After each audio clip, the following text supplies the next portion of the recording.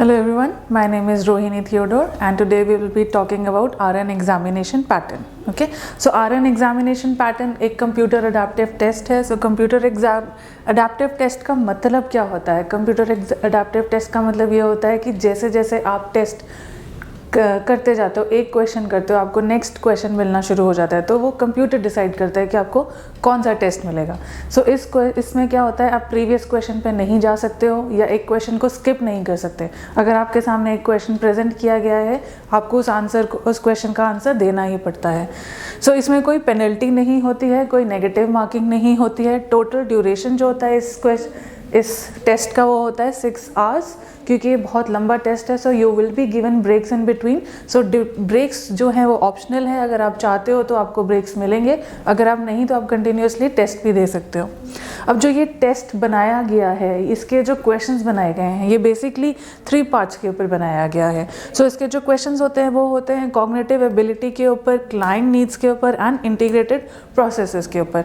अब जो cognitive ability होती है वो बेसिकली आपकी क्रिटिकल थिंकिंग होती है कि आप क्वेश्चंस को कितने अच्छे तरीके से समझ सकते हो. अगर आपकी अंडरस्टैंडिंग क्वेश्चंस की अच्छी है तो आप उसके आंसर्स कैसे देते हो. अप्लाइड क्वेश्चंस आते हैं तो आपको क्वेश्चन को समझना बहुत ज़रूरी है. अब क्लाइंट नीड्स हैं. क्लाइंट नीड्स बेसिकली होता है पेशेंट का सपोर्ट के लिए, पेशेंट की सेफ्टी के लिए. तो जो क्लाइंट नीड्स हैं आपको उसके ऊपर क्वेश्चंस मिलेंगे. पेशेंट की सेफ्टी को, हेल्थ को प्रमोट करने के लिए जितने भी क्वेश्चंस रिलेटेड हैं वो सारे आपके क्लाइंट नीड्स में आएंगे. Last part is integrated processes. अब आपका जैसे नर्सिंग प्रोसेस होता है जिसमें आप चार्ट्स लिखते हो, उसके ऊपर आपके सारे क्वेश्चंस आते हैं. आपकी कम्युनिकेशन कैसे होती है दूसरी नर्सेस के साथ, पेशेंट्स के साथ, डॉक्टर्स के साथ, वो सारे क्वेश्चंस आपके इंटीग्रेटेड प्रोसेसेस में आते हैं. तो जितने भी एनक्लेक्स के क्वेश्चंस होते हैं, जो पैटर्न होता है उनके क्वेश्चंस का, वो इन पैटर्न्स के, इन बेसिस के ऊपर होता है. इस टेस्ट को लेने के लिए आपको कोई प्रीवियस कंप्यूटर यूज़ करने का एक्सपीरियंस की ज़रूरत नहीं होती है. जब आप ये टेस्ट लेते हो आपको एक ट्यूटोरियल दिया जाता है जिसमें आप प्रैक्टिस कर सकते हो आपके टेस्ट को आपने कैसे लिखना है. आपके वहाँ पे एक इन्विजिलेटर भी प्रेजेंट होता है जिससे अगर आपको कोई प्रॉब्लम हो आप उसी टाइम पे क्वेश्चंस पूछ सकते हो. ऑलराइट, सो जो इसमें टाइप्स ऑफ क्वेश्चंस पूछे जाते हैं वो बेसिकली 6 टाइप्स ऑफ क्वेश्चंस पूछे जाते हैं. So first is MCQs. आप सबने MCQs सॉल्व किए हैं. मल्टीपल चॉइस क्वेश्चंस आते हैं. आपको पता है क्वेश्चन पूछा जाता है, उसके 4 या 5 ऑप्शंस दिए जाएंगे, आपको करेक्ट आंसर उसमें से सेलेक्ट करना है. सेकेंड टाइप है ऑर्डर्ड रिस्पॉन्स क्वेश्चन. अब ऑर्डर्ड रिस्पॉन्स क्वेश्चन को हम प्रायोरिटी क्वेश्चन भी बोलते हैं. सो आपसे एक क्वेश्चन पूछा जाएगा, आपको उसके रिस्पॉन्सेज दिए जाएंगे. पहला जो आपकी प्रायोरिटी है आपने वो नंबर 1 पे क्लिक करनी है. ये basically drag and drop question होता है. आपको प्रायोरिटी बेसिस पे जो आपका फर्स्ट ऑप्शन है आपने ड्रैग करके ऑन द टॉप लेके जाना है. फिर जो प्रायोरिटी बेसिस पे सेकंड ऑप्शन होगा आपने ड्रैग करके सेकंड ऑप्शन पे लेके जाना है. ड्रैग एंड ड्रॉप भी बोलते हैं इसको. Third is the figure question. Figurative questions ऐसे होते हैं जैसे आपको पेशेंट का चार्ट प्रोवाइड कर दिया जाएगा या आपको पेशेंट का एक क्वेश्चन दिया जाएगा कि पोजीशनिंग कौन सी देनी है, तो पोजीशंस बना के दी गई होंगी. Supine position, prone position, lateral position. Question दिया गया होगा और आपको उस फिगर में से देख के पोजीशन सेलेक्ट करनी होगी. या पेशेंट का चार्ट दिया गया होगा जिसमें पेशेंट की मेडिकेशंस दी गई हैं, वाइटल साइंस दिए गए हैं, सारी इन्फॉर्मेशन दी गई है, पेशेंट की हिस्ट्री दी गई है और उसके बेसिस पे आपको एक क्वेश्चन प्रोवाइड किया जाएगा. फिर ऑडियो एंड वीडियो क्वेश्चंस आते हैं. ऑडियो क्वेश्चंस होता है फॉर एग्जांपल आपसे पूछा जाएगा, आपको एक ऑडियो सुनाया जाएगा लंग साउंड्स के, हार्ट साउंड्स के. आपको जज करना होगा, असेस करना होगा कि वो कौन सी साउंड है. वीडियो में आपको एक सिनेरियो दिखाया होगा, आपको एक वीडियो दिखाया जाएगा जिसमें पेशेंट की केयर के बारे में बताया गया है और उसके बेसिस पे आपको एक क्वेश्चन पूछा जाएगा. फिल इन द ब्लैंक्स ज़्यादातर मैथमेटिकल क्वेश्चंस होते हैं जिसमें आपको ड्रग कैलकुलेशंस के क्वेश्चंस आते हैं. अब पास एंड फेल जैसे कैलकुलेट करते हैं वो 3 सिनेरियोज के ऊपर होता है. जैसे मैंने आपको बताया कि 6 आवर्स का पूरा टेस्ट होता है. उसमें जो पास एंड फेल होता है, जो उसके नंबर ऑफ क्वेश्चंस होते हैं वो 265 होते हैं. पासिंग कैटेगरी हम बोलते हैं 75 क्वेश्चंस मिनिमम आपको चाहिए. पासिंग स्टैंडर्ड बोलते हैं उसको. अगर कोई टेस्ट टेकर है या जो पर्सन है जो टेस्ट ले रहा है उसकी फर्स्ट 75 क्वेश्चंस या फर्स्ट 90 क्वेश्चंस में उसकी एबिलिटी बहुत अच्छी है, वो पास करता जा रहा है क्वेश्चंस को, तो टेस्ट वहीं ख़त्म हो जाता है and the client will be considered as pass. अगर क्लाइंट ने पूरा टेस्ट कर लिया है, सारे क्वेश्चंस अटेम्प्ट कर लिए गए हैं, फिर उसके बेसिस पे डिफाइन किया जाता है कि पास है या फेल। मैक्सिमम क्वेश्चंस कितने टेस्ट टेकर ने अच्छे से सॉल्व किए हैं, उसकी एबिलिटी कितनी थी क्वेश्चंस को अच्छे तरीके से समझने की, मैक्सिमम क्वेश्चंस राइट हैं या रॉन्ग, उसके बेसिस पे बताया जाता है। Last is also known as route run out of time. So इसमें क्या होता है कि क्वेश्चंस आपके 265 हैं, आप अटेम्प्ट नहीं कर पाए पूरे 265 क्वेश्चंस रह गए हैं और कंप्यूटर असेस नहीं कर पाता कि आप पास हो या फेल, तो उस कंसिडर में आपको फेल बोल दिया जाता है। सो ये है some types of the questions. Now let's talk about natremias. अब नेट्रीमिया क्या होता है, हाइपोनेट्रीमिया क्या होता है, हाइपरनेट्रीमिया क्या होता है, इसके ऊपर कैसे क्वेश्चंस आते हैं और आपने उन क्वेश्चंस को कैसे सॉल्व करना है।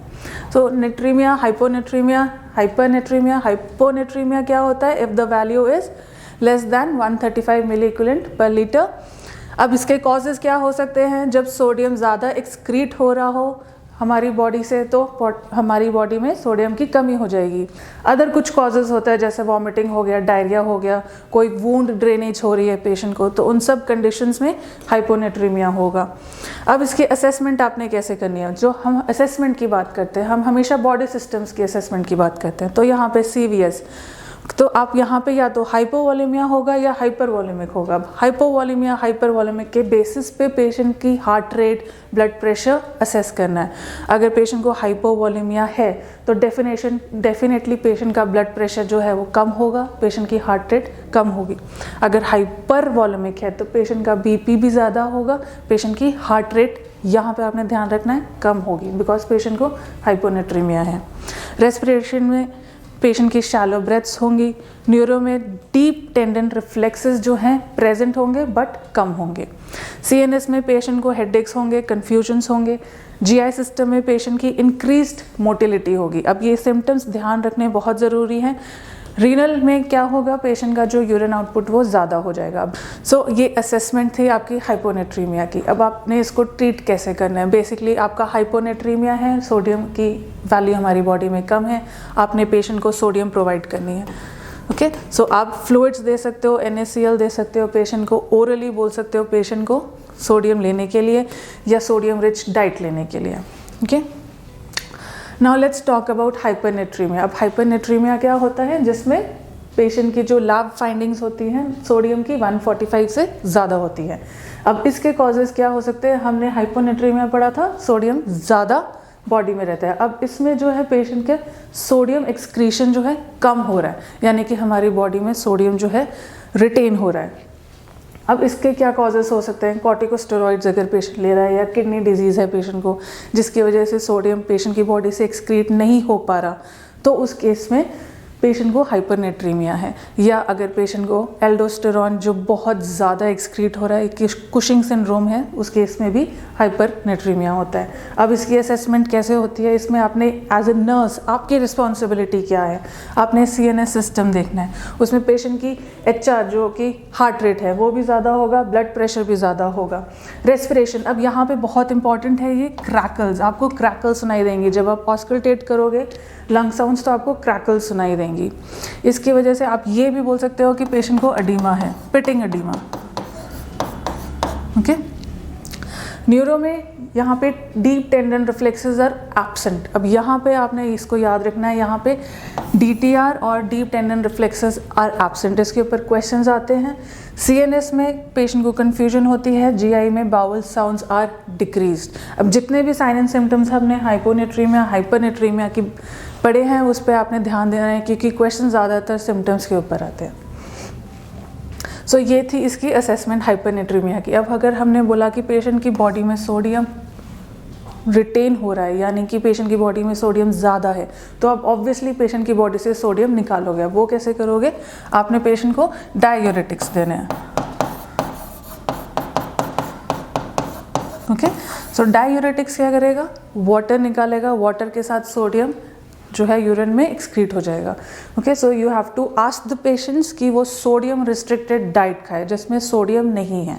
Okay, so this was about hyponatraemia and hyponatraemia. अब क्वेश्चंस कैसे आते हैं? क्वेश्चंस होंगे अप्लाइड क्वेश्चंस। आपको एक पेशेंट की कंडीशन दी गई होगी, उसकी असेसमेंट दी जाएगी, आपको बताया जाएगा कि पेशेंट की लैब वैल्यूज़ है, उसमें बताया जाएगा सोडियम की वैल्यू 130 से कम है या 125 है या 135 है, उसके आपके साइन एंड सिम्टम्स बताए गए होंगे, आपको पूछा जाएगा कि आपने ट्रीटमेंट क्या देना है।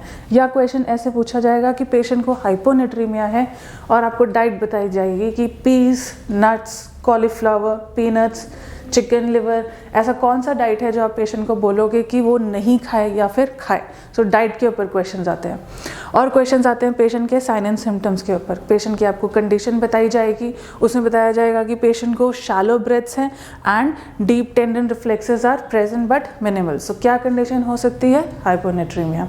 ओके, सिमिलरली हाइपोनेट्रीमिया के भी ऐसे ही क्वेश्चंस आते हैं। आपको लैब वैल्यूज़ दी जाएंगी, साइन एंड सिम्टम्स बताया जाएगा, आपसे ट्रीटमेंट पूछा जाएगा, या आपको पूछा जाएगा कि पेशेंट की ये कंडीशन है, क्रैकल्स प्रेजेंट है, so what can be the cause? So your answer will be hyponatraemia. Thank you.